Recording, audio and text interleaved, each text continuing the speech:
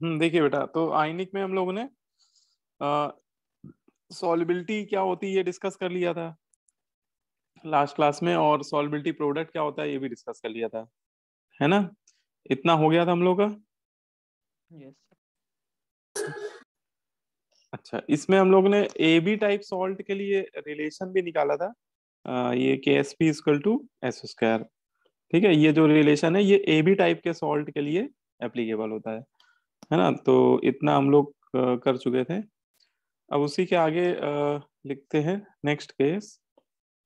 Case number 2 बना लेते हैं इसको, केस नंबर 2। ठीक है, इस केस में हम लोग बात करेंगे solubility of Ab2 and A2B type salt. ठीक है, solubility of Ab2 and A2B type salt. ठीक है, तो अगर आपको कोई Ab2 या A2B टाइप का सॉल्ट दिया हुआ है तो उसकी सॉल्युबिलिटी को कैसे लिखते हैं? तो देखिए, A2B या AB2 टाइप के जो सॉल्ट होते हैं इनमें जैसे कुछ एग्जांपल ले लिए जाए। जैसे आपका हो गया कैल्शियम फ्लोराइड, ले सकते हैं आप। कैल्शियम फ्लोराइड आपका Ab2 टाइप का सॉल्ट है। मैग्नीशियम फ्लोराइड ले लीजिए, बेरियम फ्लोराइड, तो ये सभी आपके Ab2 टाइप सॉल्ट है।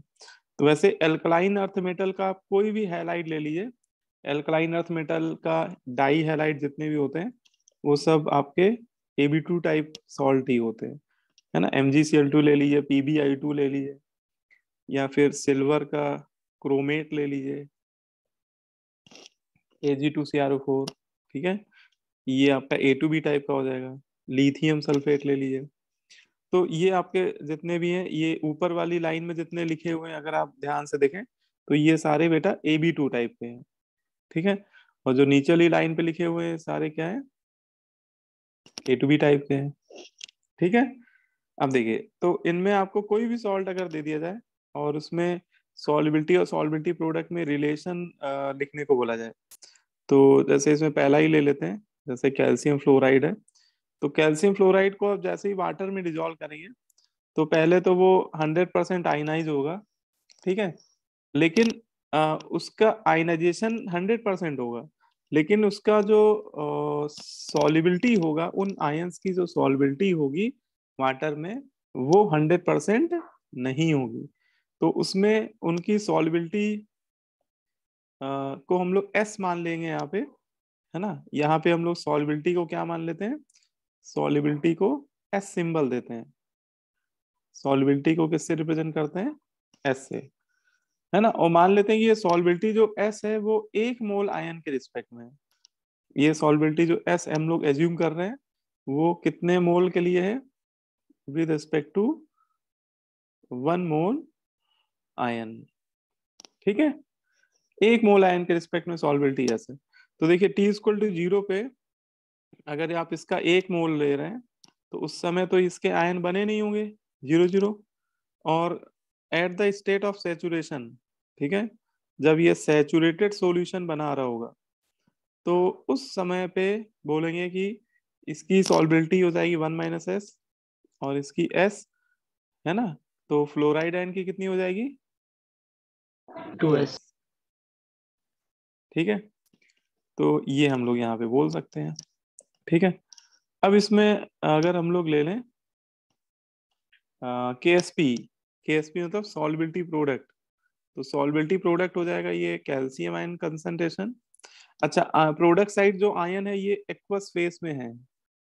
ठीक है, तो हमें एक्वस आयन का ही रिक्वायर्ड होता है कंसंट्रेशन, तो calcium ion into fluoride ion whole square.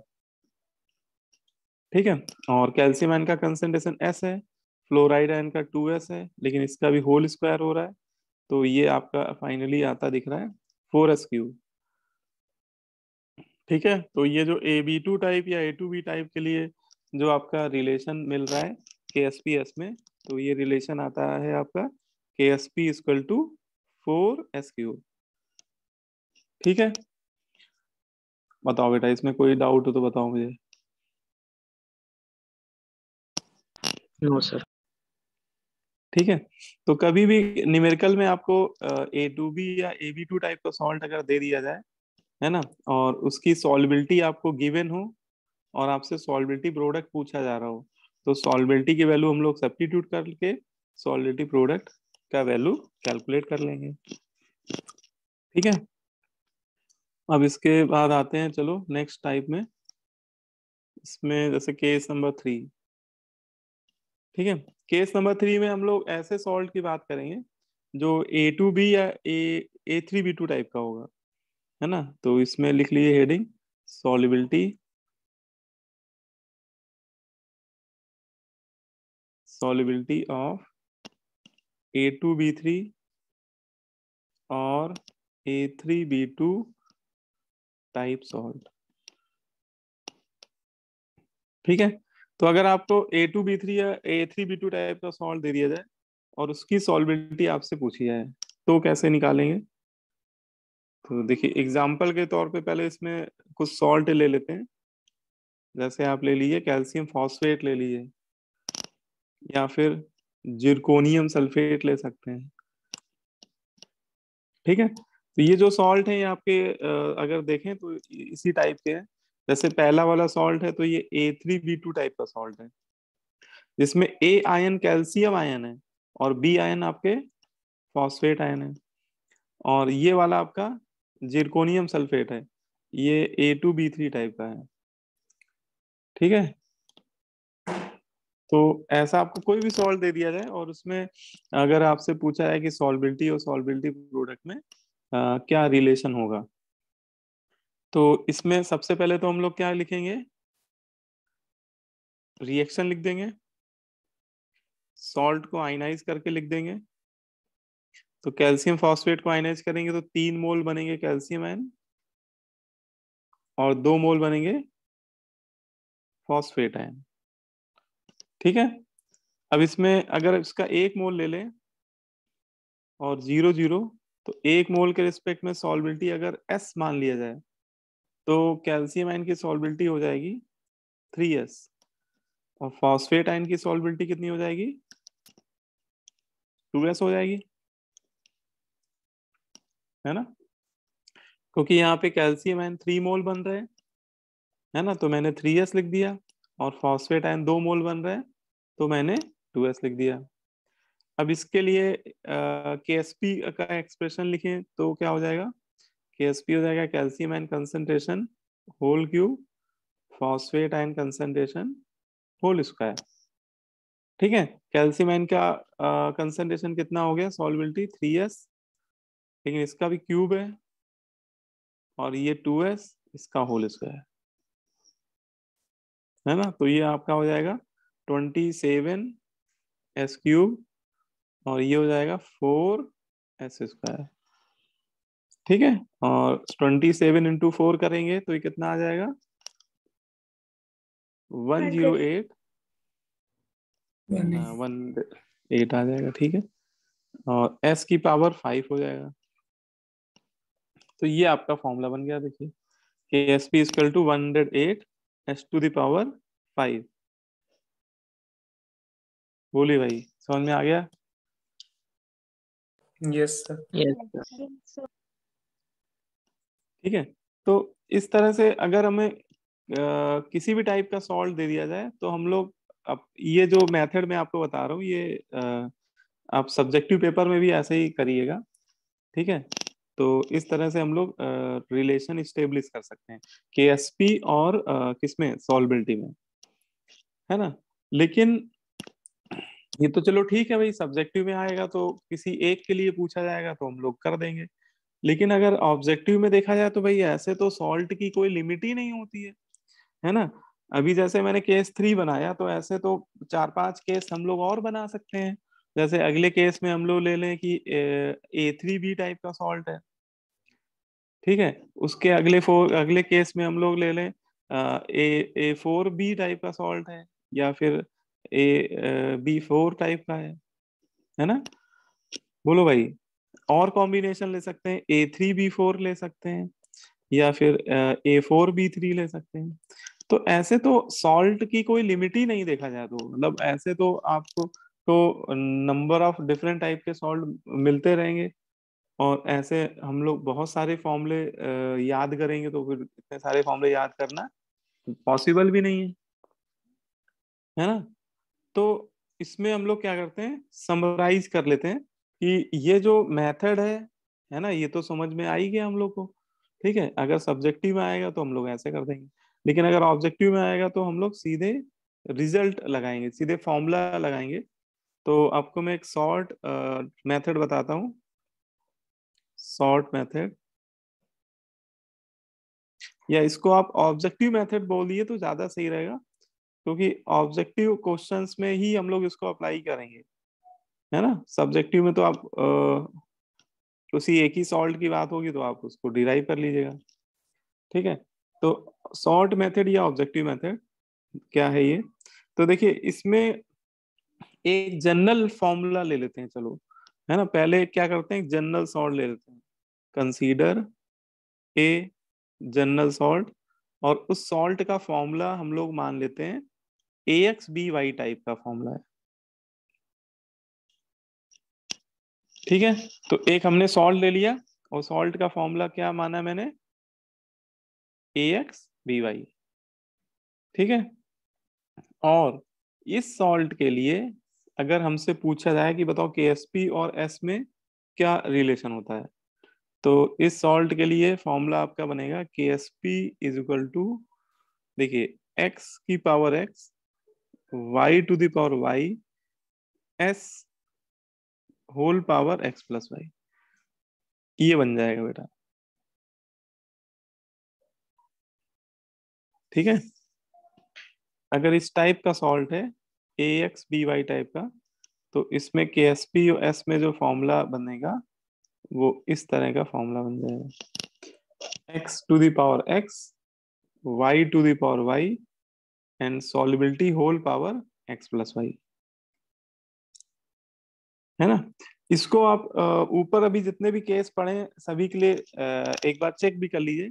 जैसे अभी हम लोगों ने सबसे पहले जैसे A2B टाइप के लिए डिस्कस किया था, तो A2B टाइप सॉल्ट को अगर हम लोग इससे कंपेयर करें AX/BY से, है ना, तो x का वैल्यू हो जाएगा आपका 2, और y का वैल्यू क्या हो जाएगा, 1 हो जाएगा, है ना। मैं इससे कंपेयर करके बता रहा हूँ।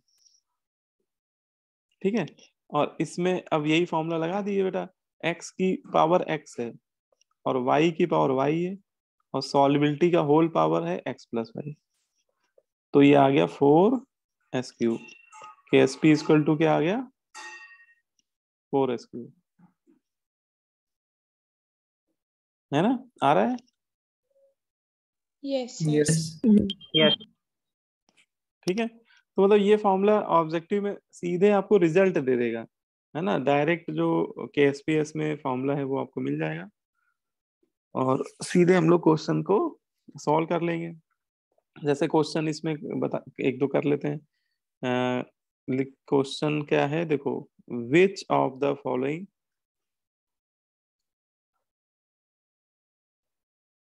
which of the following relation is correct for chromium chloride. ठीक है, आपको एक सॉल्ट दे दिया है क्रोमियम क्लोराइड, और इसमें आपको कुछ रिलेशन दिया हुआ है KSPOS में, तो आपको बताना है कौन सा रिलेशन सही है।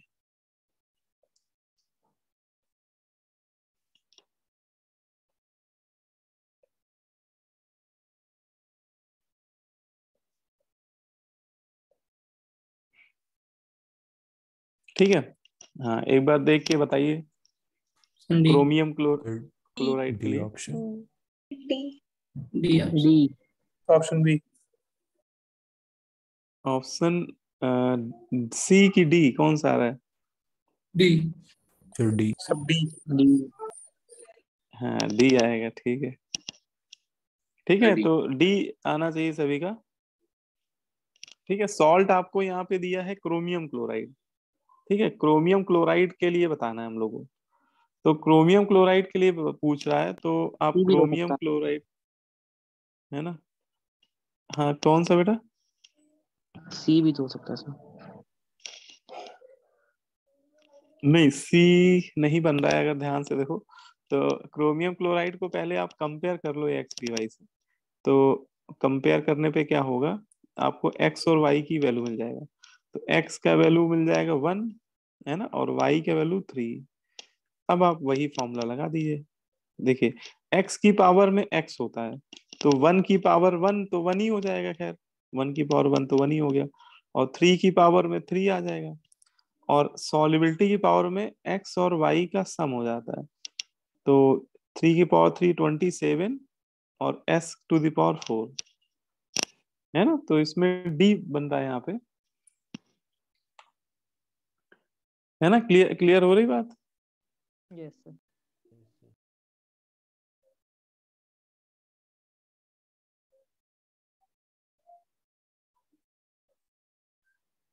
ठीक है, चलो एक मैं आपको मैच द कॉलम देता हूँ, वो बताइए।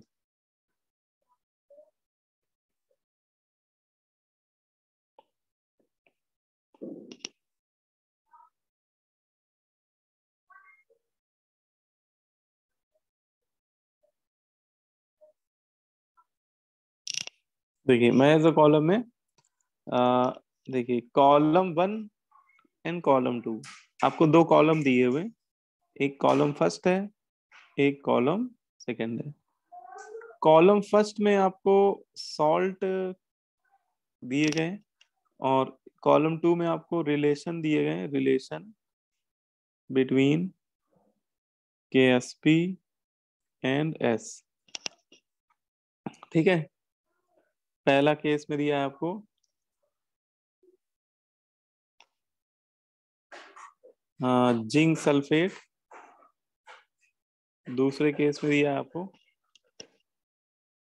टाइटेनियम टेट्राक्लोराइड, तीसरे केस में दिया हुआ है Hg2Cl2, और चौथे केस में दिया हुआ है सिल्वर सल्फेट। ठीक है, इधर आपको KSPS में रिलेशन दिए हैं। देखो, P में दिया है KSP is equal to 4S3। ठीक है, Q में दिया है KSP is equal to S²।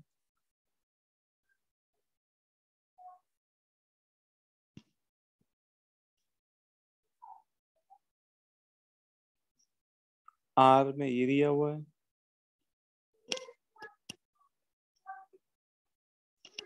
ठीक है, अब आपको बताना है कि कौन सा किससे मैच कर रहा है। Yes sir. बताइए, ए का किससे मैच कर रहा है। Sir Q. जिंक सल्फेट का क्यू। Q से, है ना, क्योंकि ये आपका कौन सा AB टाइप का सॉल्ट है। ठीक है, ठीक है, करेक्ट। सेकेंड का किससे मैच कर रहा है। आर। आर। आर। आर। ठीक है, ये भी सही है आपका। सेकेंड का R से मैच हो रहा है। थर्ड का एस। एस। एस। थर्ड का S से कर रहा है। और फोर्थ का टी। पी। P से है।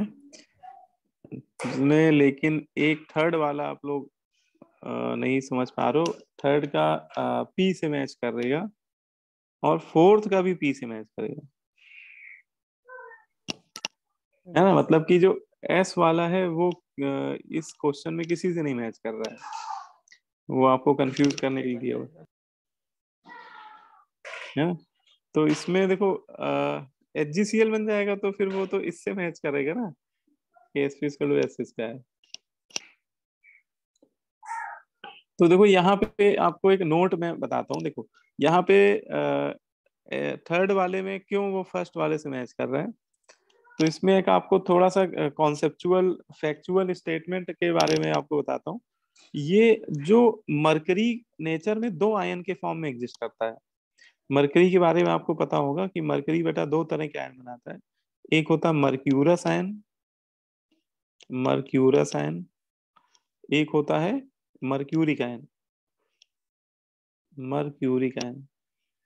देखिए मर्क्यूरिक आयन में जो मर्क्यूरिक आयन जो होता है मरकरी का, उसमें मरकरी की ऑक्सीडेशन नंबर 2 होती है, तो ये आपका Hg2+ होता है, इसको बोलते हैं मर्क्यूरिक आयन, है ना।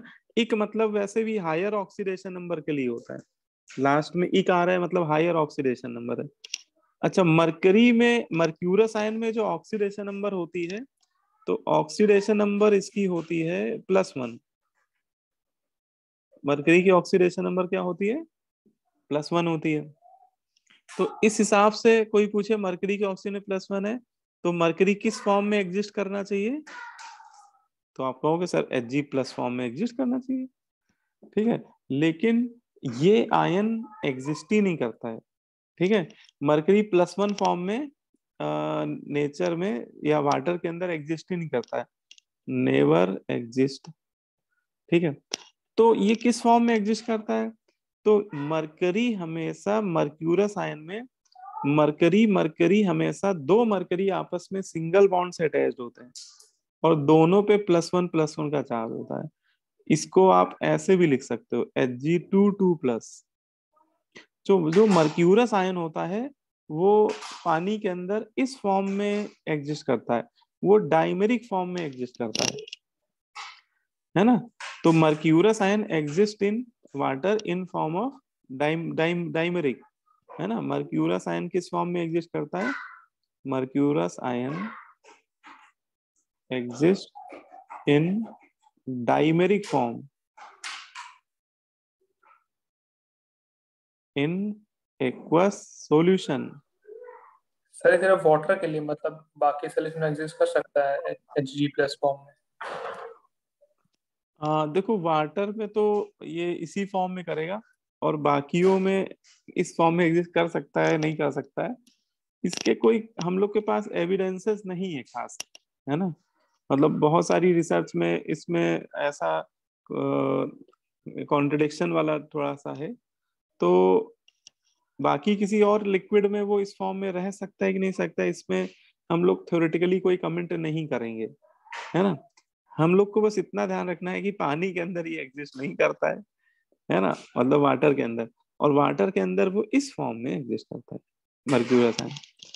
तो ये आपको बस एक फैक्चुअल स्टेटमेंट है। अब इसका जैसे आपको मैंने यहाँ पे सॉल्व दिया था Hg2Cl2, ठीक है।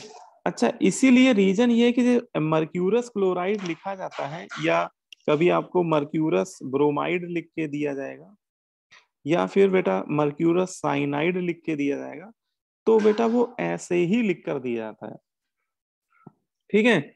इसमें ये 2 कैंसिल नहीं किया जाता है। अगर देखा जाए तो सिंपलेस्ट रेशियो के हिसाब से, के रूल के हिसाब से, तो ये 2 कैंसिल हो जाने चाहिए ना, सिंपलेस्ट मोलर रेशियो, है ना। Hg2Cl2 को हम लोग HgCl नहीं लिखते हैं इसलिए, क्योंकि वो कॉन्सेप्चुअली रॉन्ग हो जाएगा, ठीक है। क्योंकि अगर हम लोग केवल HgCl लिख देंगे तो आप इसको आयनाइज करके Hg+Cl- ऐसे लिख दोगे, और ये वाला आयन एग्जिस्ट नहीं करता है ना। तो ये कॉन्सेप्चुअली रॉन्ग फॉर्मूला माना जाता है। तो इनके आयन हमेशा इस फॉर्म में लिखे जाते हैं।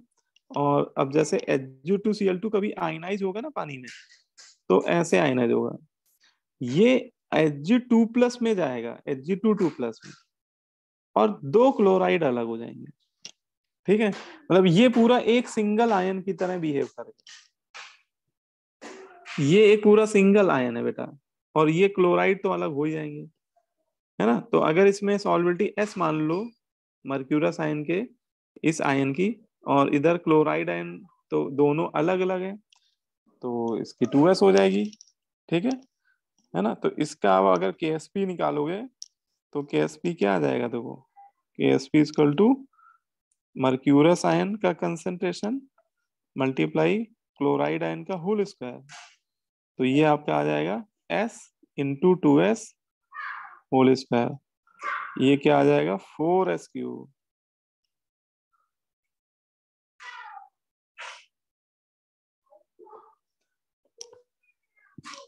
बोलो भाई, समझ में आ रहा है? Yes sir. यस सर, मतलब ये AB2 टाइप का है।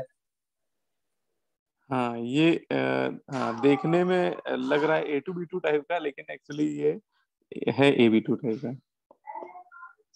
बिल्कुल सही कह रहे हो, है ना, ये AB2, तभी इसका रिलेशन ये आ रहा है। तो बस ये ध्यान रखना कि ये एक ही ऐसा एग्जाम्पल है जिसमें अगर आपको नहीं पता होगा तो आपका आंसर गलत हो सकता है, अदरवाइज पता है तो फिर आप सही कर दोगे। ठीक है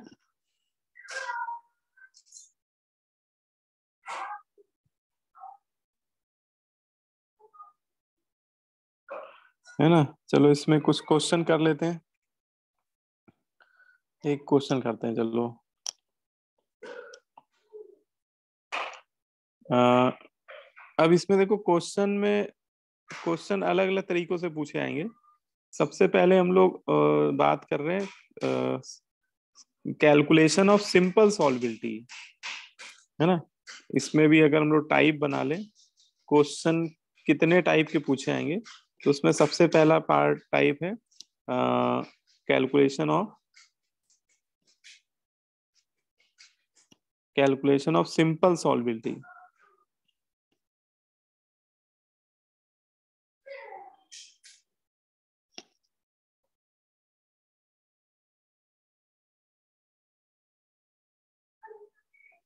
ठीक है, तो calculation of simple solubility of a salt in water.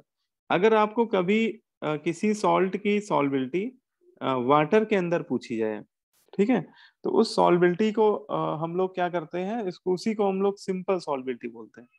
और ये जितने भी हम लोग डेरिवेशन करके ये फॉर्मूले लाए हैं, है ना, या ये जो जनरल फॉर्मूला आया है, इस ये जो जनरल फॉर्मूले से सॉल्बिलिटी आ रही है, सॉल्बिलिटी प्रोडक्ट, ये एक्चुअली वाटर में ही निकाली जा रही है ना। ये जितने भी डेरिवेशन कर रहे हैं हम लोग, इसमें सॉल्ट को किसमें डिजोल्व किया जा रहा है, वाटर में। ठीक है, तो इसका मतलब कभी किसी सॉल्ट की सॉल्बिलिटी अगर वाटर के अंदर पूछी जाए, तो हम लोग क्या करेंगे, डायरेक्ट फॉर्मूला लगा देंगे। हम लोग अभी जो फॉर्मूला डिराइव करके ला रहे हैं अभी तक, वो फॉर्मूले हम लोग डायरेक्ट अप्लाई कर दिया करेंगे। ठीक है, तो इस केस में हम लोग सीधे ये लिख देते हैं, apply direct relation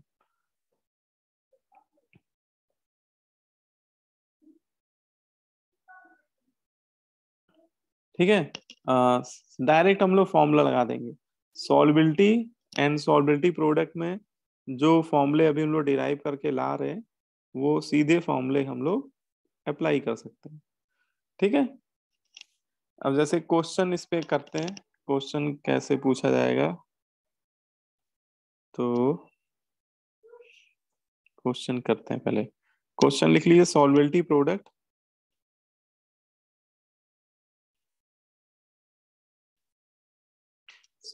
product of calcium carbonate in water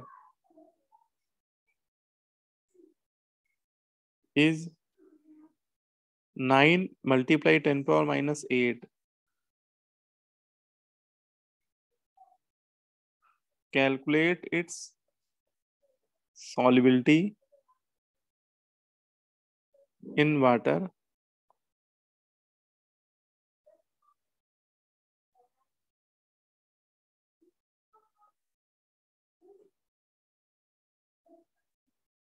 ठीक है, तो आपसे कह रहा है कि इसकी सॉल्बिलिटी कैलकुलेट करनी है, और सॉल्बिलिटी मोल पर लीटर में ना निकाल के ग्राम पर लीटर में निकालनी है। ठीक है, और ऑप्शन दे देता हूँ।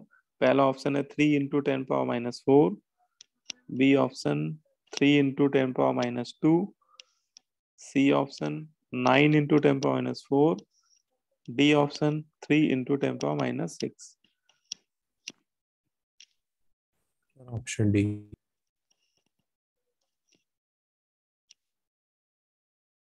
हाँ डी आ रहा है।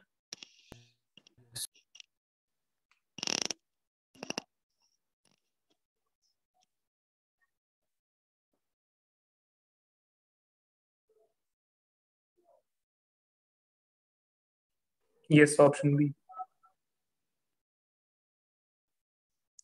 हाँ बी आना चाहिए, है ना, बी आंसर आपका आना चाहिए। Yes sir. ठीक है, आ रहा है सभी का भी आंसर? Yes yes sir. ठीक है, बी करेक्ट है बिल्कुल।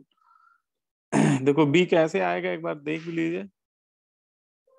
तो देखिए इसमें आपको जो सॉल्ट दिया हुआ है वो कैल्शियम कार्बोनेट दिया हुआ है, और कैल्शियम कार्बोनेट एक AB टाइप का सॉल्ट है ना, इतना तो आपको समझ में आ ही रहा होगा। AB का मतलब इसमें ये जब डिसोसिएट होगा तो एक कैल्शियम आयन बनेगा, एक कैटायन बनेगा, और एक ही एनायन बनेगा, है ना। तो इसका मतलब ये कैसा सॉल्ट हो गया, AB टाइप का हो गया। तो कैल्शियम कार्बोनेट अगर डिसोसिएट हो रहा है तो ये जा रहा है calcium ion plus carbonate ion में। और अभी हम लोग डिस्कस किया कि अगर AB टाइप का सॉल्ट है तो KSPS में जो फॉर्मूला होता है वो होता है KSP equal to S square, है ना, ये फॉर्मूला होता है। और इस क्वेश्चन में देखिए सॉल्युबिलिटी प्रोडक्ट आपको दिया हुआ है। सॉल्युबिलिटी प्रोडक्ट मतलब आपको KSP की वैल्यू दी हुई है और आपसे सॉल्युबिलिटी पूछ रहा है। सॉल्युबिलिटी मतलब स्मॉल s का वैल्यू पूछ रहा है। तो इसमें स्मॉल s जो होगा वो हो जाएगा square root of solubility product, ठीक है। और सॉल्युबिलिटी प्रोडक्ट की वैल्यू कितनी है, वो है 9 इंटू 10⁻⁻8। तो ये आपका क्या हो गया, 3 इंटू 10⁻⁻4 मोल पर लीटर, ठीक है। तो ये जो सॉल्युबिलिटी आ रही है इसका यूनिट है यहाँ पर मोल पर लीटर, लेकिन इसको कन्वर्ट हम इसने पूछा किस में है सॉल्युबिलिटी, तो वो पूछ रहा है बेटा ग्राम पर लीटर में, है ना। तो इसमें क्या करना होगा, मोल पर लीटर को कन्वर्ट करना होगा ग्राम पर लीटर में, ठीक है। तो क्या करें भाई, मोल पर लीटर को ग्राम पर लीटर में कन्वर्ट करना है, मोलर मास से डिवाइडेड बाय मल्टीप्लाई। मोल। हाँ मॉलिक्यूलर मास से मल्टीप्लाई कर दें। और सिल्वर कैल्शियम कार्बोनेट का मोलर मास होता है 100, तो अगर इसमें हम लोग 100 से मल्टीप्लाई कर दें तो ये वैल्यू आ जाएगी ग्राम पर लीटर, है ना। तो ये आपका फाइनल आंसर आ जाएगा 3 इंटू 10⁻², ग्राम पर लीटर, ठीक है। यही आपको दिया हुआ है बी पार्ट में, यही आंसर है, ठीक है। क्लियर हो रही बात सभी को? Yes yes sir. ठीक है, तो ये आपका यहाँ से सॉल्बिलिटी आ जाएगी। तो ये जो हम लोग अभी टॉपिक पढ़ रहे हैं, मतलब पहला जो टाइप पढ़ा है ना, इसमें हम लोग वाटर के अंदर सॉल्बिलिटी कैसे निकालते हैं ये पढ़ रहे थे, ठीक है। है ना, लेकिन इसमें ऐसा नहीं है कि हमेशा वाटर के अंदर ही पूछी जाएगी। कई बार आपको क्या होगा कि किसी सॉल्ट की सॉल्बिलिटी किसी दूसरे सॉल्ट के सॉल्यूशन में पूछी जाएगी, है ना। मतलब एक सॉल्ट की सॉल्बिलिटी किसी दूसरे सॉल्ट के सॉल्यूशन में पूछी आएगी। और ऐसा, अच्छा हाँ, वो जो जिसमें पूछी आएगी उसमें आप एक बात और देखोगे कि उस सॉल्ट का कोई एक आयन जिस भी सॉल्ट की सॉल्बिलिटी पूछी जा रही है उस उसके आयन के साथ कॉमन होगा, ठीक है। क्या होगा, कॉमन होगा, कोई एक आयन जरूर कॉमन होगा। आइदर कटायन और एनायन, या तो कटायन कॉमन होगा या एनायन होगा। तो ये आपका टाइप 2 बन जाएगा, इसको बोलते हैं हम लोग टाइप 2, ठीक है। टाइप 2 मतलब इसमें जो क्वेश्चन पूछे जाते हैं वो इस तरह से पूछे जाते हैं, solubility calculation of a salt due to common ion effect.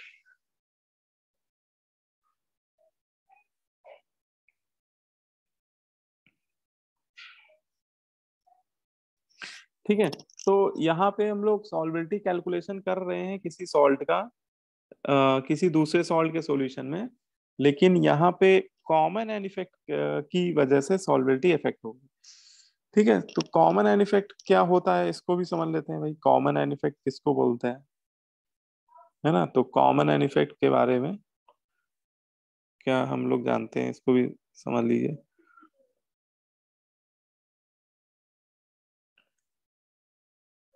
ठीक है, देखिए कॉमन एन इफेक्ट क्या है, तो इसमें आपको मैं पहले टू द पॉइंट बता देता हूँ।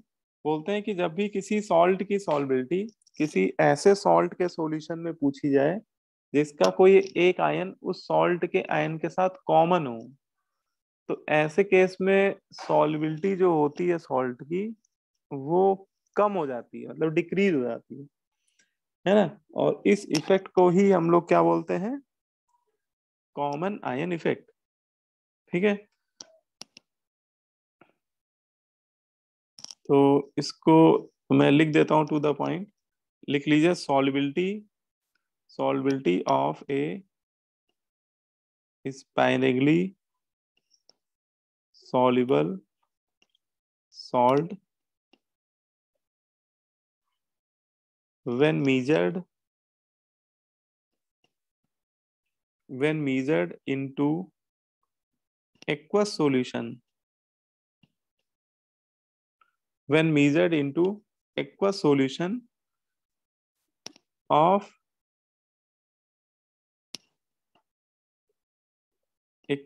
of a salt which have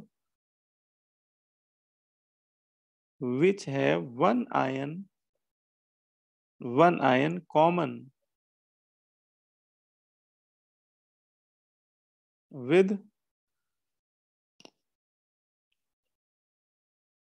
given salt। ठीक है, तो अगर किसी एक सॉल्ट की सॉल्बिलिटी दूसरे सॉल्ट के सॉल्यूशन में पूछ रहे हैं और ऐसा सॉल्यूशन जिसका एक आयन गिवन सॉल्ट के एक आयन के साथ क्या हो, कॉमन हो, है ना, तो क्या होता है, है ना, it is observe that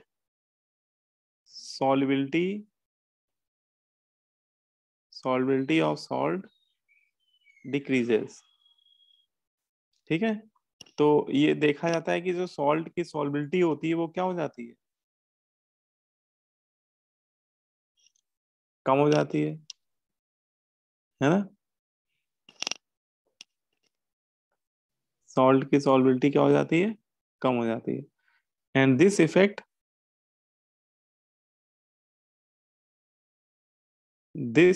come हो जाती है मतलब वाटर के रिजल्ट में कम हो जाती है, मतलब ये सब वाटर में सोल्यूबल होती है, सॉल्ट सॉल्यूशन में नहीं सोल्यूबल हो रही होगी। हाँ हाँ, मतलब जो ये कम हो रही है, ये विद रिस्पेक्ट टू वाटर हम यहाँ पर बोल रहे हैं कि वाटर में जितना वो सॉल्ट सॉल्युबल होगा उसकी कंपैरिजन में सॉल्बिलिटी कम हो जाएगी उसकी, है ना, उसकी कंपैरिजन में वो लेस सॉल्युबल होगा, है ना। तो ये बात जो हम लोग कर रहे हैं वो वाटर के रिस्पेक्ट में ही कर रहे हैं, और इस इफेक्ट को ही कॉमन एन इफेक्ट कहते हैं हम लोग। ठीक है, इस इफेक्ट को ही क्या बोलते हैं, कॉमन एन इफेक्ट बोलते हैं। तो ये तो बात हो गई किसकी, कॉमन एन इफेक्ट होता क्या है।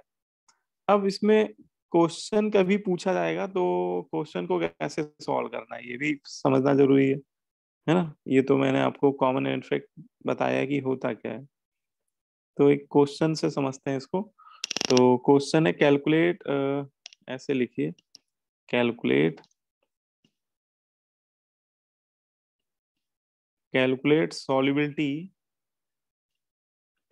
solubility of strontium difluoride at 25 degree Celsius. ठीक है, आपको एक सॉल्ट दे दिया गया स्ट्रॉन्सियम डाइफ्लोराइड, उसकी आपकी सॉल्बिलिटी पूछ रहा है 25 डिग्री सेल्सियस में। इसमें दो पार्ट बना दिए।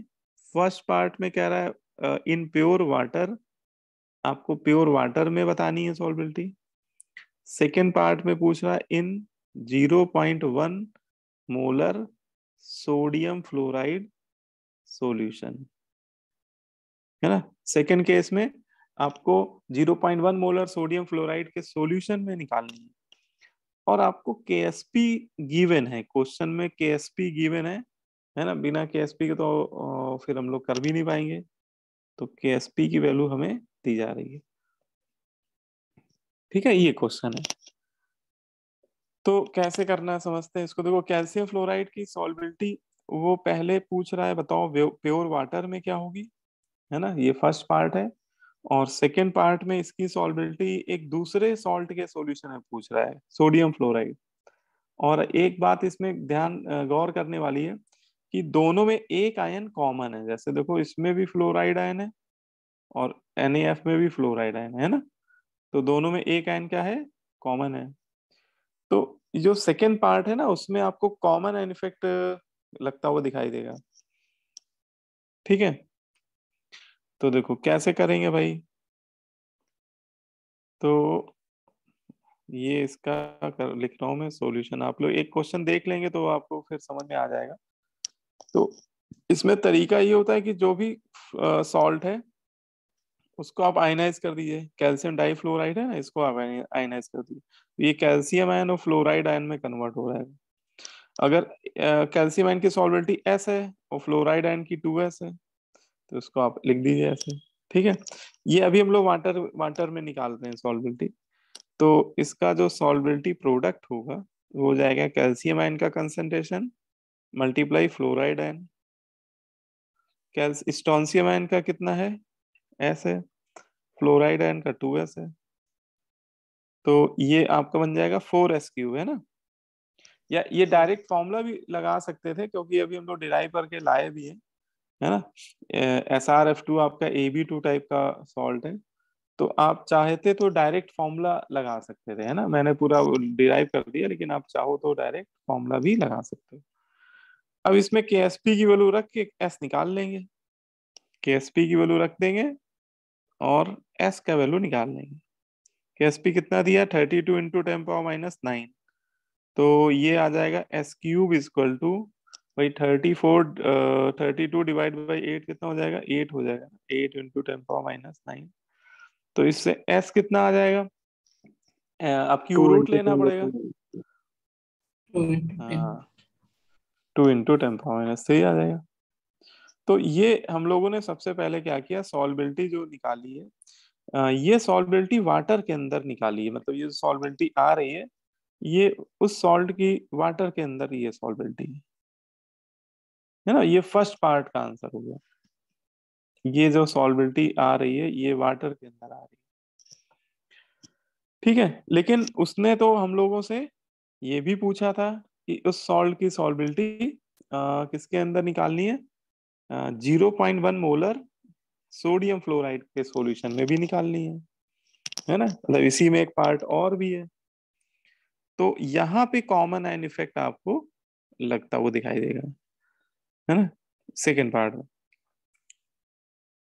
तो इसमें कैसे करेंगे, देखो भाई, इसमें पहले तो वो सॉल्ट जो है उसको आप आयनाइज करके लिख दो।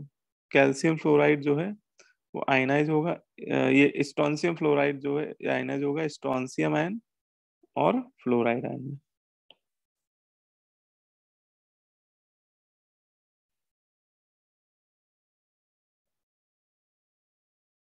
ठीक है, और इसकी सॉल्वेबिलिटी मैंने मान ली ये S है और ये कितनी है, फ्लोराइड आयन की 2S है। ठीक है, और देखो एल्कली मेटल का फ्लोराइड आपका सॉल्यूशन में उसको आप डिजोल्व कर रहे हैं, है ना। और ये आपको मेरे ख्याल से याद भी होगा, एल्कली मेटल के सॉल्ट जो होते हैं वो स्ट्रॉन्ग इलेक्ट्रोलाइट होते हैं, है ना। ये कैसे इलेक्ट्रोलाइट होते हैं, स्ट्रॉन्ग इलेक्ट्रोलाइट होते हैं। ठीक है, और स्ट्रॉन्ग इलेक्ट्रोलाइट की खास बात होती है कि वो 100% आयनाइज होते हैं और आयनाइज होने के बाद 100% सॉल्युबल भी हो जाते हैं, है ना। तो इसका मतलब इससे जो सोडियम आयन एक्वस बन रहा होगा या फ्लोराइड आयन बन रहा होगा वो एग्जैक्टली जितनी इसकी मोलरिटी हम लोग लेके चल रहे हैं ना उतने ही मोलर ये आयन भी बन रहे होंगे। ठीक है, क्योंकि ये 100% क्या हो रहा होगा, आयनाइज हो रहा होगा, है ना। तो है ना, शुरुआत में तो 0 0 है, लेकिन कंप्लीट आयनाइजेशन की वजह से आयनाइज कंप्लीट हो रहा है, साथ ही साथ सॉल्युबिलिटी भी एल्कली मेटल के जो हैलाइड होते हैं उनकी सॉल्युबिलिटी ऑलमोस्ट 100% होती है। ठीक है, तो ये पूरा पूरा आयनाइज भी हो रहा होगा। ठीक है, अब यहाँ पे देखिए समझिए मेरी बात कि फ्लोराइड आयन देखो इससे थोड़े बहुत तो आ ही रहे होंगे, इससे स्ट्रोंशियम फ्लोराइड से, है ना। ये बहुत ज्यादा नहीं होंगे क्योंकि ये स्पाइरिंगली सॉल्युबल सॉल्ट है ना। तो ये हो सकता है 5%, 10%, 15-20% ही आयनाइज हो रहा होगा, लेकिन ये 100% दे रहा है भैया फ्लोराइड आयन। तो फ्लोराइड आयन का कंसंट्रेशन क्या हो जाएगा, इंक्रीज हो जाएगा भाई, है ना। तो टोटल कितने हो जाएंगे, अगर आपसे पूछा है कि टोटल फ्लोराइड आयन का कंसंट्रेशन, तो वो हो जाएगा 2s। तो आ रहे पहले इक्विलिब्रियम से, और दूसरे सॉल्ट से कितने आ रहे हैं, 0.1। तो ये आपके टोटल हो जाएंगे भाई, बोलो भाई, है ना। और यहाँ पे फ्लोराइड आयन ही क्या हो जाएगा, कॉमन आयन हो जाएगा।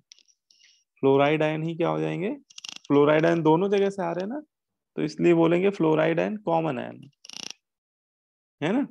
लेकिन अब एक ये भी ध्यान रखिए कि जैसे ही फ्लोराइड आयन कंसंट्रेशन बेटा बढ़ेंगे, तो इसका जो ये वाला इक्विलिब्रियम था वो पहले केवल वाटर के अंदर बन रहा था, लेकिन इस सॉल्ट के सॉल्यूशन में जैसे ही फ्लोराइड आयन बढ़ेंगे तो ये इक्विलिब्रियम डिस्टर्ब होने लगेगा। और according to Le Chatelier principle ये इक्विलिब्रियम थोड़ा किधर शिफ्ट हो जाएगा, बैकवर्ड। बैकवर्ड। बैकवर्ड डायरेक्शन में, है ना, क्योंकि प्रोडक्ट का कंसंट्रेशन बढ़ रहा है तो वो उसको थोड़ा सा अंडू करना चाहेगा। और बैकवर्ड डायरेक्शन की वजह से, शिफ्ट होने की वजह से, जब कुछ समय के बाद नया इक्विलिब्रियम आएगा, है ना, समझिएगा, जब थोड़ा सा वो बैकवर्ड शिफ्ट हो चुका होगा, जब नया इक्विलिब्रियम आएगा, तो बेटा जो सॉल्युबिलिटी उसकी न्यू सॉल्युबिलिटी होगी न्यू इक्विलिब्रियम पे, उसको मैंने मान लिया कि एस डैश हो जाएगी, है ना। ये एस डैश जो है सॉल्युबिलिटी, ये जो उसकी सॉल्युबिलिटी वाटर के अंदर आ रही थी उसके कंपैरिजन में क्या होगी, थोड़ी सी कम होगी, है ना, क्योंकि ये इक्विलिब्रियम थोड़ा सा किधर चला गया, बैकवर्ड डायरेक्शन में। मतलब जो आयन उसके सॉल्युबल हो भी रहे थे, वो भी कुछ आयन आपस में मिलके क्या बना दिए, स्ट्रोंशियम डाइफ्लोराइड, जिसकी उसे सॉल्युबिलिटी क्या हो गई, कम हो गई। ठीक है, तो अब हम लोग क्या करें, ये जो नया वाला इक्विलिब्रियम है इसमें अगर KSP लिखें, इस नए इक्विलिब्रियम पे इसका KSP लिखें, तो ये हो जाएगा strontium ion concentration multiply fluoride ion concentration whole square. ठीक है, लेकिन ये जो कंसंट्रेशन है वो नए इक्विलिब्रियम वाले होंगे। अच्छा, अब स्ट्रोंशियम आयन का नए इक्विलिब्रियम पे, न्यू इक्विलिब्रियम पे जो सॉल्युबिलिटी वो एस डैश हो जाएगी, है ना। और फ्लोराइड आयन की कितनी हो जाएगी, तो ये हो जाएगी 2s डैश प्लस 0.1, क्योंकि ये कॉमन आयन की वजह से इतनी हो रही होगी, है ना, इतनी तो आ रही होगी पहले इक्विलिब्रियम से, और ये आ रही है जो सोडियम का फ्लोराइड लिया उसके आयनाइज होने से आ रही है। ठीक है, बोलो भाई। और KSP आपको दिया है 32 इंटू, देखो KSP तो चेंज होगा नहीं, क्योंकि KSP तो टेम्परेचर का फंक्शन होता है ना, टेम्परेचर आपने चेंज किया नहीं है, तो KSP की वैल्यू तो इतनी ही रहेगी, है ना, इतनी 32 इंटू 10⁻⁹। अब देखो इसको आप जब सॉल्व करेंगे तो ये क्वाड्रेटिक इक्वेशन बन रही है, ये एस डैश में क्या बन रही है, क्वाड्रेटिक इक्वेशन बन रही है। यस। अब वही बात है कि क्वाड्रेटिक इक्वेशन को सॉल्व करने को तो हम लोग कर ही सकते हैं, लेकिन एक बात ये भी ध्यान रखना है कि केमिस्ट्री में आपको कोशिश करना है कि क्वाड्रेटिक के चक्कर में मत ही पड़ो, मतलब क्वाड्रेटिक ना ही सॉल्व करो, वो ज्यादा बेटर है एज पॉसिबल है ना। अब यहाँ पे देखो क्वाड्रेटिक से बचने का एक ही तरीका है ना, कि क्वाड्रेटिक ना बने इसमें, ये जो दूसरा वाला ब्रैकेट है देखो ना, ये वाला, ये इसमें अगर ये वाली वैल्यू 2s डैश की वैल्यू 0.1 के रिस्पेक्ट में अगर इग्नोर हो जाए तो क्वाड्रेटिक बनाने की कोई जरूरत नहीं पड़ेगी। बोलो भाई, ठीक है। लेकिन अब हमें ये चेक करना पड़ेगा कि भाई ये इग्नोर हो भी रहा है कि नहीं हो रहा है, क्या हम लोग इग्नोर कर सकते हैं, तो इसमें चेक करने में कोई बुराई नहीं है। देखो आप पहले चेक कर लो कि परसेंटेज एरर चेक कर लो कि अगर मैं 2s डैश को इग्नोर करूंगा 0.1 के रिस्पेक्ट में तो कितने % एरर आएगी। 2s डैश को नेग्लेक्ट कर रहा हूँ किसके रिस्पेक्ट में, 0.1 के रिस्पेक्ट में। ठीक है, अब इसमें समस्या ये है कि सर हमें एस डैश तो पता ही नहीं है कि एस डैश की वैल्यू क्या है। तो हमें इतना तो पता है कि एस डैश की वैल्यू जो उसकी वाटर में सॉल्युबिलिटी आ रही थी उससे थोड़ी सी स्मॉलर वैल्यू होगी, है ना। और वाटर में सॉल्युबिलिटी तो हम लोग अभी निकाल के लाए ही हैं, इसके पहले वाले पार्ट में, है ना, ये वाली सॉल्बिलिटी जो निकाली थी वो वाटर में निकाली थी। तो हम लोग क्या करेंगे, इस ये जो वाटर में सॉल्बिलिटी है ये एक हायर वैल्यू है ना, इसके रिस्पेक्ट में चेक कर लेंगे कि ये 0.1 नेग्लेक्ट हो रहा है कि हो रहा है। ठीक है, अगर ये हायर वैल्यू नेग्लेक्ट हो गई 0.1 के रिस्पेक्ट में, तो उससे छोटी वैल्यू तो ऑलरेडी नेग्लेक्ट हो ही जाएगी, है ना, बोलो भाई। Yes sir. है ना, ऐसे समझो कि मान लो कि कोई नंबर है 100, अगर 100 के रिस्पेक्ट में 0.1 नेग्लेक्ट हो सकता है, तो 100 के रिस्पेक्ट में 0.01 तो और आसानी से नेग्लेक्ट हो जाएगा, है ना, क्योंकि ये 0.1 से भी छोटा है। बोलो भाई, Yes. है ना। तो यहाँ पे हमें देखना यस है कि यहाँ 0.1 के रिस्पेक्ट में अगर वाटर वाली सॉल्बिलिटी नेग्लेक्ट हो जाती है, तो फिर ये कॉमन आयन इफेक्ट की वजह से जो सॉल्बिलिटी आ रही है तो और कम है, तो ये और आसानी से नेग्लेक्ट हो जाएगी, है ना।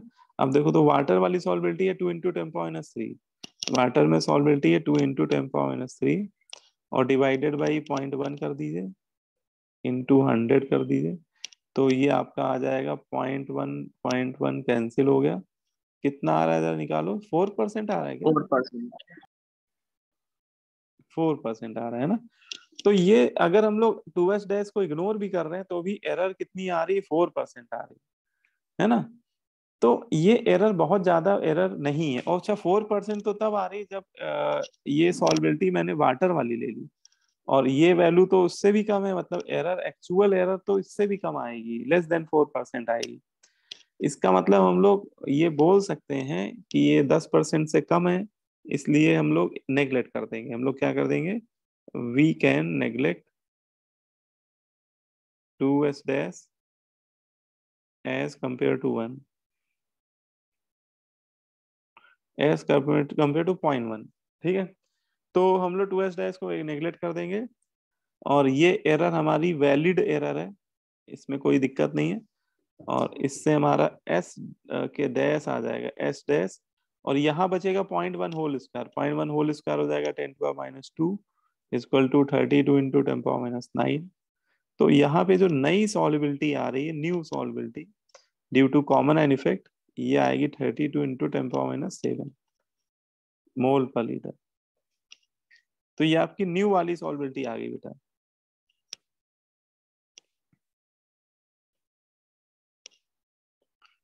ठीक है, बोलो भाई, आ रही समझ में बात। Yes, sir. Yes sir. Yes sir. हाँ, तो ये आपका आंसर हो गया। तो कॉमन आयन इफेक्ट में जब भी इस तरह के क्वेश्चन दिए जाएंगे, तो आपको सिंपल यही फॉर्मूला लगाना है, मतलब कॉन्सेप्ट आपका यही रहेगा, बाकी डेटा वेटा तो थोड़ा बहुत चेंज हो सकता है।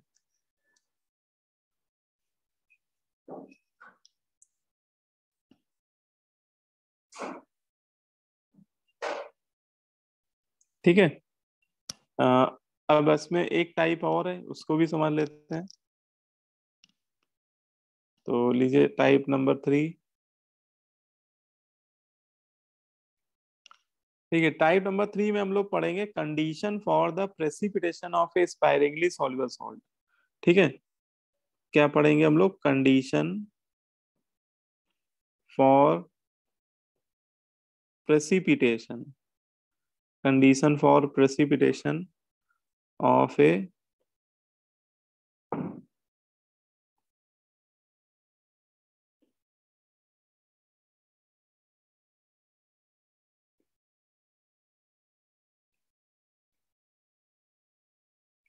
condition for precipitation of a sparingly soluble salt। ठीक है, तो स्पायरिंगली सॉल्युबल सॉल्ट की जो सॉल्युबिलिटी, मतलब कि प्रेसिपिटेशन की कंडीशन है, वो हम लोग को समझनी है। ठीक है, देखो इसमें कई बार क्वेश्चन आपको ऐसे फ्रेम करके दिया जाएगा, कोई सॉल्ट आपको दे दिया जाएगा और आपको पूछा जाएगा कि उस सॉल्ट का प्रेसिपिटेशन होगा कि नहीं होगा। ठीक है, मतलब वो सॉल्ट प्रेसिपिटेट हो पाएगा कि नहीं हो पाएगा गिवन कंडीशन में। तो ये कैसे हम लोग पता लगाएंगे देख के कि सॉल्ट प्रेसिपिटेट होगा या नहीं होगा, या किस कंडीशन में होगा वो प्रेसिपिटेट। ठीक है, तो देखो भाई इसको समझते हैं भाई क्या है कहानी है। ठीक है, देखो इसको ऐसे समझ, आपको बिल्कुल सिंपल वे में समझाता हूँ कि जैसे मैंने एक ये नंबर लाइन बनाने जा रहा हूँ, इस नंबर लाइन में ये वाला जो पॉइंट है इसको मैं बोल रहा हूँ सैचुरेटेड सॉल्यूशन का केस है ये कौन सा केस है? सैचुरेटेड सॉल्यूशन का। ठीक है, इस पॉइंट पे आपको क्या मिल रहा है? कोई सैचुरेटेड सॉल्यूशन मिल रहा है। अच्छा, सैचुरेटेड सॉल्यूशन का जो मतलब होता है वो जब सॉल्यूशन सैचुरेटेड सॉल्यूशन बनता है तो वहां पर, समझना मेरी बात, तो वहां पर जो QSP की वैल्यू होती है, जैसे हम लोगों ने केमिकल इक्विलिब्रियम में पढ़ा था ना, रिएक्शन क्यूसेंट पढ़ा था एक तरह, yes sir. Reaction quotient, Yes. है ना? यस ऐसे सर। ही यहाँ पे सॉल्युबिलिटी प्रोडक्ट क्यूसेंट की बात कर रहे हैं, सॉल्युबिलिटी प्रोडक्ट क्यूसेंट, उसको लिख रहे हैं QSP। ठीक है ना? इसको क्या बोल रहे हैं? QSP। और ये जो QSP की वैल्यू है, अगर वो उस सॉल्ट के KSP के बराबर आ जाए, किसके बराबर आ जाए? KSP के, तो बोलते हैं कि वहां पर सॉल्यूशन कैसा होता है? सैचुरेटेड होता है। ठीक है, ये रिएक्शन क्यूसेंट है, या फिर इस रिएक्शन क्यूसेंट को एक नाम और यहाँ दिया जाता है, आयनिक प्रोडक्ट भी बोल देते हैं। इसको क्या बोल देते हैं? Ionic product. ठीक है, तो कोई सॉल्यूशन, किसी सॉल्ट का सॉल्यूशन सैचुरेटेड कंडीशन में कब होता है? जब उस सॉल्ट का जो आयनिक प्रोडक्ट है उस गिवन कंसंट्रेशन में, जो भी आपने कंसंट्रेशन लिए हुए हैं उसमें जो आयंस का प्रोडक्ट है, अगर वो उसके KSP वैल्यू, अच्छा KSP तो एक स्टैंडर्ड वैल्यू होती है ना, कांस्टेंट टेम्परेचर पे, तो अगर वो उसके बराबर आ जाए तो बोलेंगे हमारा सॉल्यूशन कैसा है? सैचुरेटेड है। ठीक है, लेकिन अगर आपने निकाला QSP की वैल्यू और वो इससे कम आ रहा है ना, इस रेंज में आ रहा है,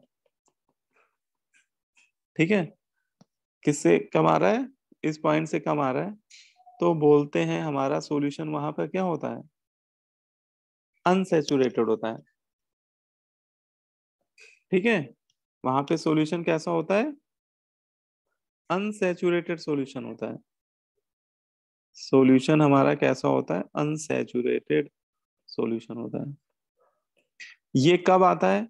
जब QSP का वैल्यू KSP से क्या होता है? कम होता है। ठीक है, मतलब वहां पे अभी और गुंजाइश होती है कि अभी सॉल्ट हमारा और सॉल्युबल हो सकता है ना? अभी सैचुरेशन नहीं आया है, मतलब अभी और ज्यादा सॉल्ट हमारा क्या हो जाएगा? सॉल्युबल हो जाएगा वाटर में। ठीक है, बोलो भाई, अनसैचुरेशन का मतलब समझ में आ रहा है? Yes sir. Yes, sir. Yes. है ना, वहां पे आयनिक प्रोडक्ट कम होता है। तो हम लोग कभी हम लोग को चेक करना होगा कि वो कौन सी सिचुएशन है, सैचुरेशन है या अनसैचुरेशन है। तो KSP तो हमें दिया ही जाएगा, हम लोग आयनिक प्रोडक्ट की वैल्यू और निकाल लेंगे और देख लेंगे कि आयनिक प्रोडक्ट KSP से कम है या ज्यादा है। अगर कम है तो बोलेंगे सॉल्यूशन हमारा अनसैचुरेटेड है, अगर ज्यादा है तो सॉल्यूशन हमारा सुपर सैचुरेटेड है। अब देखो, अब इधर आते हैं, ये जो सैचुरेशन पॉइंट है इसके अगर राइट साइड वाला रीजन की बात करें तो इस रीजन में हमारा सॉल्यूशन होता है सुपर सैचुरेटेड। इस रीजन में हमारा सॉल्यूशन कैसा होता है? Super saturated. ठीक है, और ये कैसे पता लगेगा सॉल्यूशन सुपर सैचुरेटेड है? अगर QSP का वैल्यू ज्यादा आने लगे KSP से, है ना, या फिर आयनिक प्रोडक्ट का वैल्यू एक्सीड कर जाए सॉल्युबिलिटी प्रोडक्ट से, तो हम लोग बोल देंगे कि हमारा सॉल्यूशन कैसा हो चुका है? सुपर सैचुरेटेड सिचुएशन में है। और यही एक ऐसी सिचुएशन होती है कि देखो सुपर सैचुरेट मतलब आपने जरूरत से ज्यादा क्या किया है, सॉल्ट को डिजोल्व कर दिया है ना। आपने देखा होगा कि कभी आप जरूरत से ज्यादा आप भोजन ले लीजिए, है ना, आपकी जितनी डाइट है उससे आप डबल के आसपास डाइट ले लीजिए, ठीक है ना, तो क्या होता है फिर, वॉमिट होता है ना। तो वहां वॉमिटिंग होती है। तो वही बात है सॉल्यूशन की, कि भाई आप एक किसी सॉल्ट को पहले डिजोल्व कर रहे हैं तो वो शुरुआत में अभी वो सैचुरेशन नहीं आया तो डिजोल्व हो सकता है, हो सकता है, हो सकता है, हो सकता है, हो सकता है, हो सकता है, हो गया। और एक सिचुएशन ऐसी आई कि अब ये जितना सॉल्युबल हो सकता था वो हो गया, लेकिन आप माने नहीं, आपने थोड़ा सा और सॉल्ट डिजोल्व कर दिया, तो वो जो इक्विलिब्रियम होता है वो बैक कर जाता है ना, उसमें इक्विलिब्रियम बैक होने लगता है। मतलब जो डिजोल्व आयन होते हैं वो भी अनडिजोल्व फॉर्म में आने लगते हैं, सॉलिड फॉर्म में, क्योंकि वो सिचुएशन क्या हो जाती है, सुपर सैचुरेशन की हो जाती है ना, उसमें हमारी बैकवर्ड रिएक्शन डोमिनेंट हो जाती है ना, क्योंकि हमेशा सॉल्यूशन सैचुरेटेड रहना चाहता है। अगर अनसैचुरेटेड है तो भी वो सैचुरेशन की तरफ जाना चाहता है, और अगर सैचुरेटेड सुपर सैचुरेटेड है तो भी वो सैचुरेशन की तरफ जाना चाहता है। लेकिन सुपर सैचुरेटेड है तो वो थोड़ा सॉल्ट जब बाहर निकालेगा तभी वो क्या होगा, सैचुरेट हो पाएगा, और जब वो बाहर निकालेगा तभी वो क्या होगा, प्रेसिपिटेट हो रहा होगा। तो प्रेसिपिटेट होने का मतलब समझ में आ रहा है कि यहाँ पे जब सॉल्यूशन हमारा क्या होने लगे, सुपर सैचुरेशन की सिचुएशन आए, या सॉल्यूशन सुपर सैचुरेट हो रहा हो, तो वहां पर प्रेसिपिटेशन अकर होता है ना, precipitation of salt will occur. हम लोग बोलते हैं कि उस केस में पीपीटी बनना स्टार्ट हो जाता है, प्रेसिपिटेट बनना शुरू हो जाता है। ठीक है, बोलो भाई, ये बात समझ में आई कि नहीं आई? Yes, sir. यस है ना, तो ये नेसेसरी कंडीशन में लिख देता हूँ, नेसेसरी कंडीशन फॉर प्रेसिपिटेशन।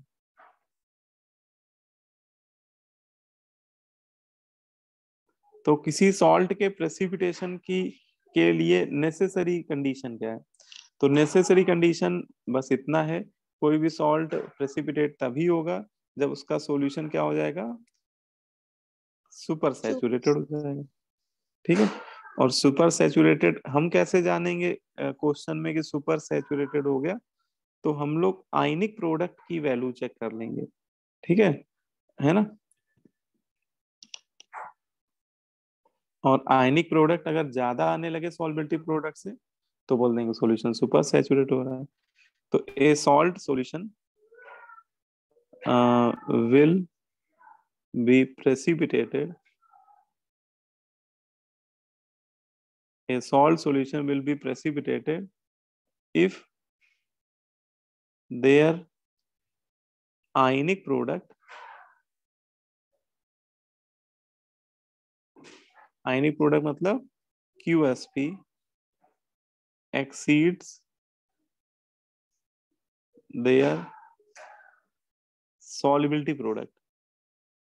अगर आयनिक प्रोडक्ट सॉल्बिलिटी प्रोडक्ट से एक्सीड होने लगेगा तो हमारा सॉल्ट क्या हो जाएगा, प्रेसिपिटेट आउट हो जाएगा।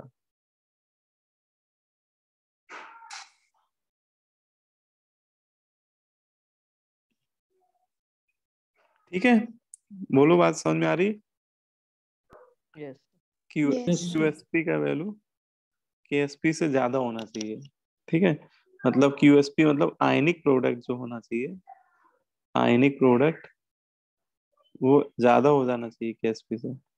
तो ऐसी सिचुएशन में PPT of salt will be form.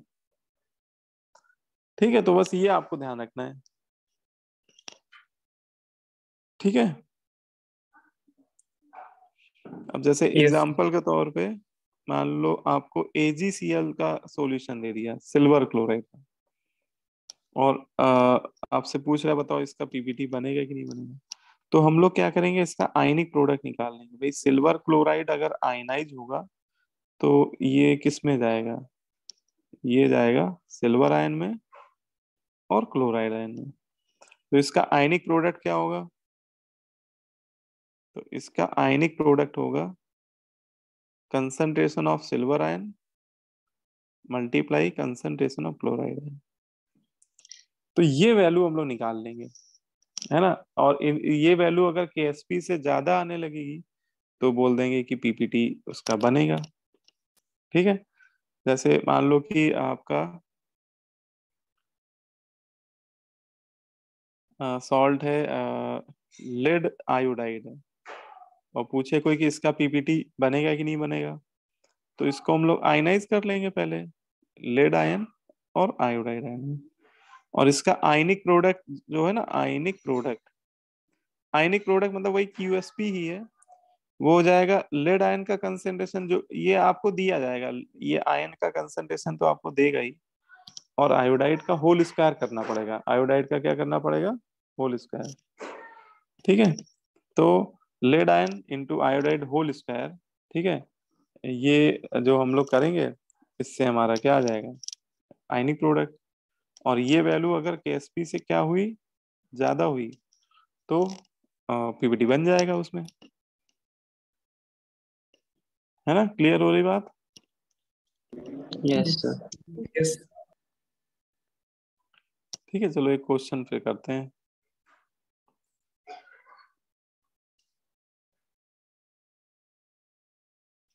ठीक है, देखो क्वेश्चन क्या कह रहा है। when equal volume of 0.001 molar barium chloride solution is mixed with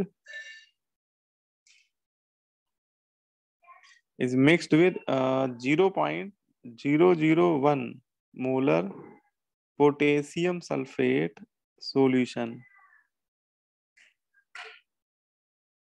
then the PPT of barium sulfate will be formed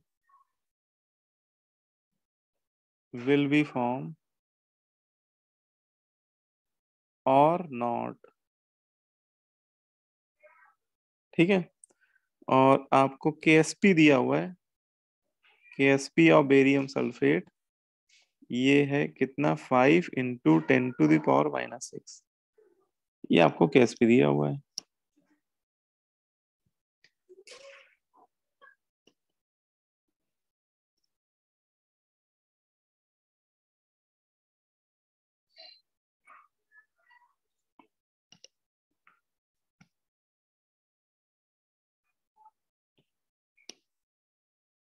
ठीक है,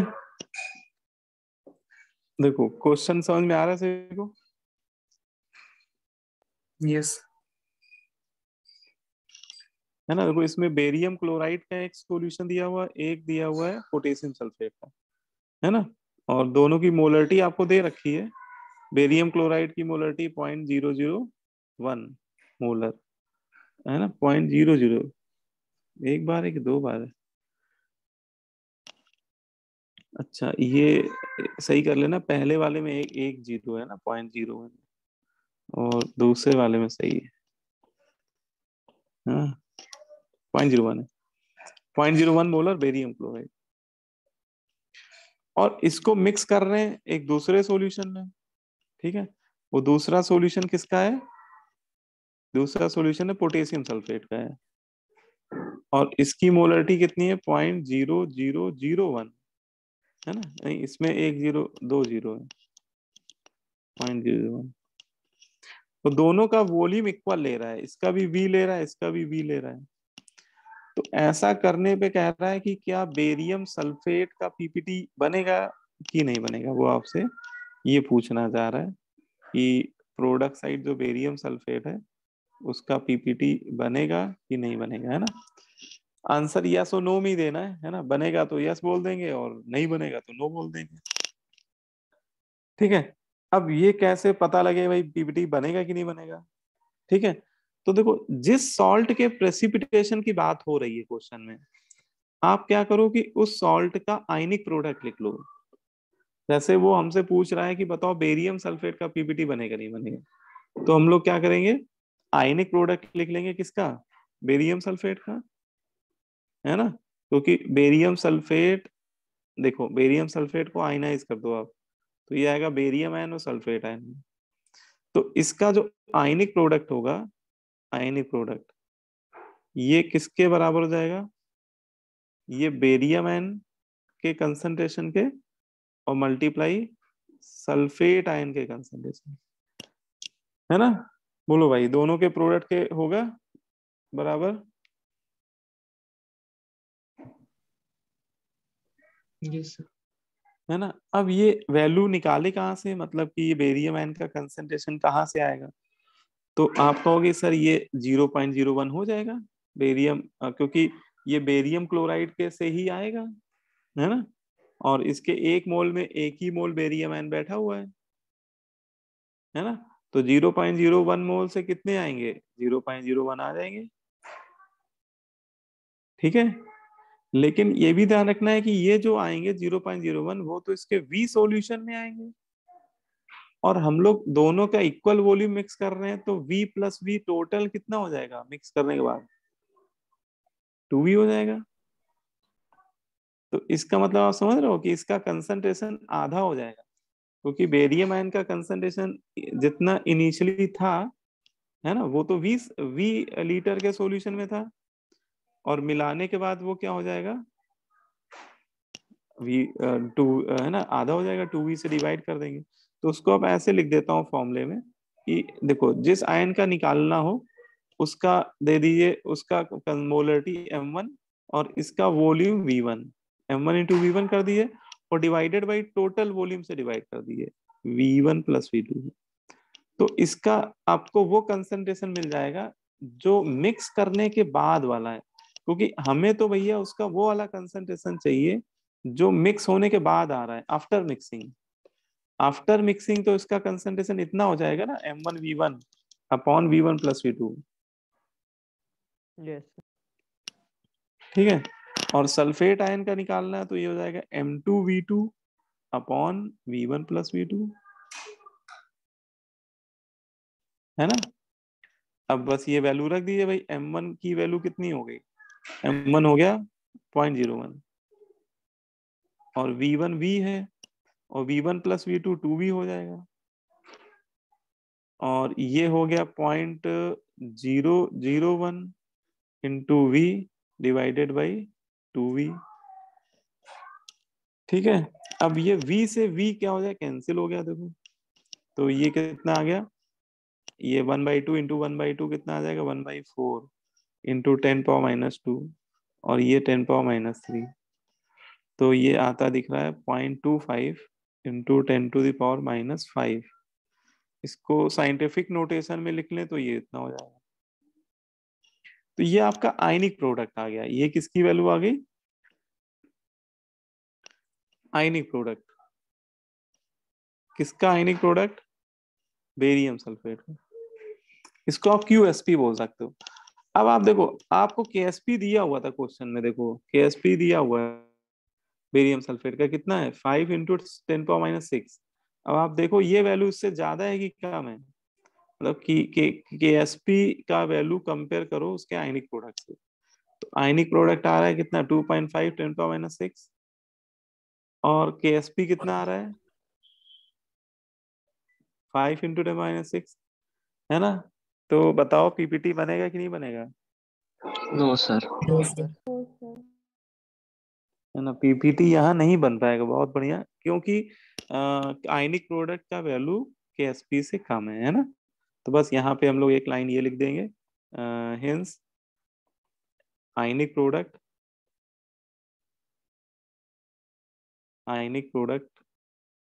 of barium sulfate is less than their solubility product. So PPT of barium sulfate will not form, ठीक है ना।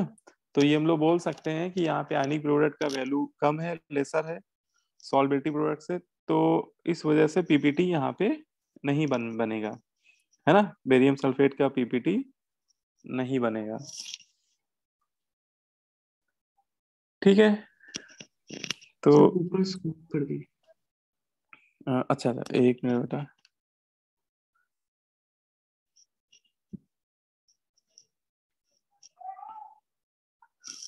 ठीक है, तो ये थोड़ा ध्यान रखिएगा, जब भी वो इस तरह से बोले कि दो सॉल्यूशन का इक्वल वॉल्यूम ऐड कर रहे हैं, तो वॉल्यूम इक्वल वॉल्यूम जब भी लेते हैं तो कंसंट्रेशन जो होते हैं वो हाफ हो जाते हैं, है ना। जैसे बेरियम आयन का कंसंट्रेशन ओरिजिनली 0.01 है, लेकिन दोनों का इक्वल वॉल्यूम की वजह से वो फाइनली सॉल्यूशन में उसका हाफ ही रह गया, मतलब 0.01 डिवाइड बाई 2 ही रह गया, है ना। ऐसे सल्फेट आयन का ओरिजिनल सॉल्यूशन में 0.001 है, लेकिन वो तो वी सॉल्यूशन में है, और टोटल वॉल्यूम 2v हो गया, है ना, इक्वल वॉल्यूम की वजह से, तो उसका कंसंट्रेशन भी देखो हाफ हो गया। ठीक है, तो इस तरह से आपको करना होगा।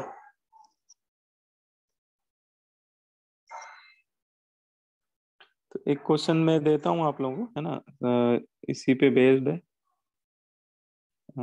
एक बार करके बताइए मुझे। ठीक है,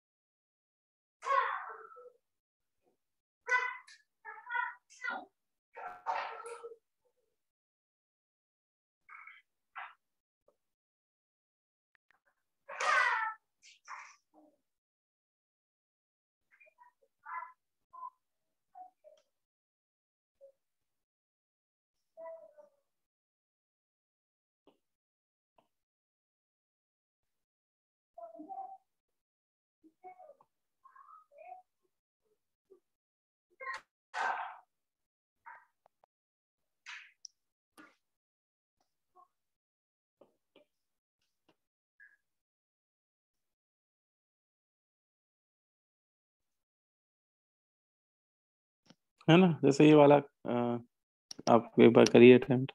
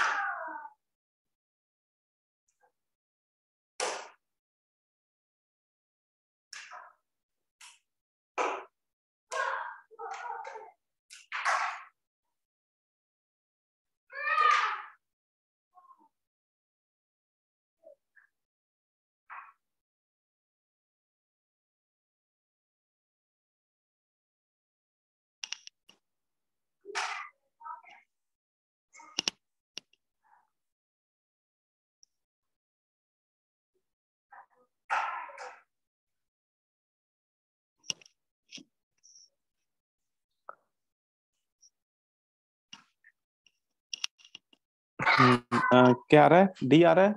sir option D. Yes sir, option है। ऑप्शन डी आ रहे हैं। Yes sir.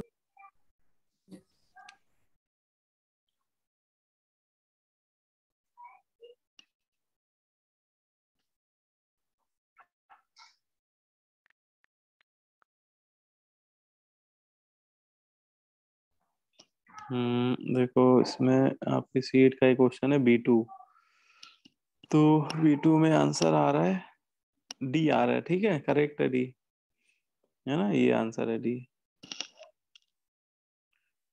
तो करेक्ट आंसर है आपका।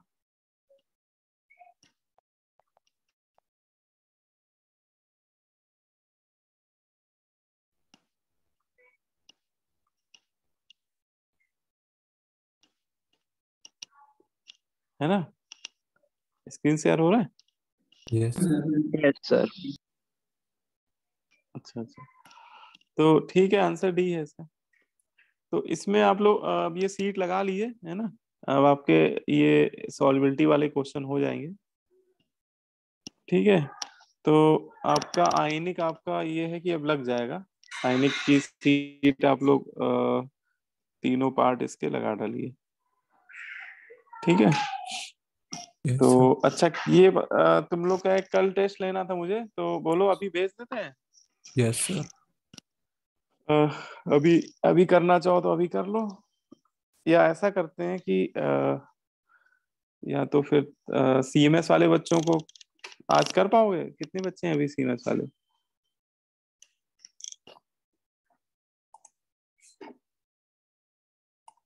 सर कल भेज दीजिएगा। टुमारो या फिर संडे में कर लीजिए। तो संडे को भेज यस दीजिए। सर। संडे को ले लें? चलो अच्छा, तो भी संडे को ले लेते हैं ना, सही है। ठीक है, यस केमिकल इक्विलिब्रियम का है वो, तो संडे को आप लोग दे दीजिएगा। और इसमें फिर ये तो इसकी सीट आप लोग लगाना शुरू करिए, आयनिक की, है ना। आयनिक की सीट चैप्टर आप कंप्लीट हो लोग, गया। हाँ अब तो ये पूरा कंप्लीट हो गया, सॉल्विबिलिटी प्रोडक्ट भी कंप्लीट हो गया। ठीक है, अब यस ये सर। है कि कल कल एक क्लास है मेरी शायद, तो यस उसमें बोलो तो कोई ना कोई टॉपिक डिस्कस कर देते हैं। केमिकल बॉन्डिंग बोलो तो डिस्कस कर दें उसमें, है ना। या था थर्मो पढ़ना चाहो तो थर्मो पढ़ा दें उसमें, मतलब स्टार्ट कर दें तुम लोग को। स्टार्ट कर दीजिए। से स्टार्ट कर हाँ दीजिए सर, फिर। डिस्कशन कर लिए सर। डिस्कस करें। डिस्कस कर लें, तो फिर आप लोग फिर सीट लगा के रखो उसकी, केमिकल बॉन्डिंग की, है ना। केमिकल यस बॉन्डिंग की सीट आप लोग कंप्लीट करके रखो। पार्ट 1 शायद मैं कर चुका हूँ, मतलब थर्मोडाइनमिक्स का जो पहला सेक्शन है, थर्मोडाइनमिक्स कह रहा हूँ, केमिकल इक्विलिब्रियम। तो उसके बाद एक्सरसाइज, मतलब पार्ट 1 छोड़ के आगे फिर कर लो CMS वाले कंप्लीट। बच्चे ने नहीं किया है। यस। तो सीनियर्स वालों को अलग से कर दूंगा बेटा। ठीक है ना, तुम लोग का तो स्कूल में भी कर सकते हैं, कोई दिक्कत वाली बात। तो सर आगे सर लोग कर पार्ट, लेंगे सर, पार्ट 1 सर स्कूल में कर लीजिएगा, बाकी आगे सब कर लेंगे। हाँ हाँ ये सही रहेगा। पार्ट 2 और ऑनवर्ड्स जो है, पार्ट 2 पार्ट 3, है ना, पार्ट 4 वो कल कर लेंगे। और बाकी इन लोग का तो हो ही गया पार्ट 1, तुम लोग का स्कूल में करा देंगे। ठीक है, यस सर हाँ हाँ बोलो बेटा। सर फिर संडे को बॉन्डिंग का टेस्ट नहीं होगा सर, सिर्फ इक्विलिब्रियम का होगा। हाँ ये वाला थोड़ा सा डिस्टर्ब हो गई डेट, तो एक एक डेट आगे बढ़ा देंगे, मतलब कि जो अभी संडे वाला होना है वो नेक्स्ट डेट को रख देंगे फिर, है ना। यस सर वो लास्ट में कर दीजिए। Yes sir. उसको सिर्फ आगे, मतलब लास्ट में ना करके नेक्स्ट शिफ्ट कर देंगे, नहीं तो फिर वो इम्पोर्टेंट चैप्टर है ना, केमिकल बॉन्डिंग, यस। लास्ट में शिफ्ट करना भी सही नहीं है। ठीक है, संडे को कंफर्म है ना, हो जाएगा। हाँ संडे को अरे कल मैं भूल गया यार भेजना, वो किसी ने मुझे याद भी नहीं दिलाया। सर मैंने मैसेज किया था सर। नहीं एक्चुअली मैसेज हम देख नहीं पाए, हम देखे करीब उस समय 11 बज रहा था। ठीक है, फिर कि कोई फोन कर देता मुझे तो मुझे एक याद बार नहीं आता। किया सर, 2 बार। एक बार टेलीग्राम पे किया था, एक बार व्हाट्सएप पे किया था। हाँ अरे नहीं, मैं घर से बाहर थे ना तो मोबाइल देख ही नहीं पाया। मतलब मैसेज किया होगा जैसे आपने, आप बाद में मैं देख पाया था। तो मुझे बस याद आया, फिर 11 बज गया, हमने कहा अब इतनी देर में भेजने का कोई मतलब नहीं है, तुम लोग सो गए होगे। तो हमने कहा चलो ठीक है, कल भेज 11 बजे देंगे। सोने का ट्रेंड चला गया सर, अब कोई नहीं सोता, झूठ भी नहीं बोलेंगे। नहीं देखो, एक टाइम होता है टेस्ट भी लेने का, फिर 11 बजे कोई टेस्ट देने का कोई मतलब नहीं है। ठीक है, तो हमने कहा चलो यस। बच्चों से बात करके आगे कर लेंगे टेस्ट। तो संडे को ही दे दो, ठीक है। तो कल यस। फिर डिस्कशन ही कर लेंगे, है ना, केमिकल बॉन्डिंग का डिस्कशन कर दूंगा फिर मैं। ठीक है, आप लोग लेकिन सॉल्व कर लीजिएगा, है ना, ये ना हो कि आप लोग से मैं क्वेश्चन पूछ रहा हूँ, आप लोग बोल ही नहीं रहोगे कौन सा क्वेश्चन है ना, तो सॉल्व रहेगा करके तो सर रखिएगा, बोलेंगे जरूर। है ना। हाँ, जैसे पिछली बार डिस्कशन हुआ था तो बड़ा वैसा डिस्कशन हुआ था, मैं बोर हो गया था।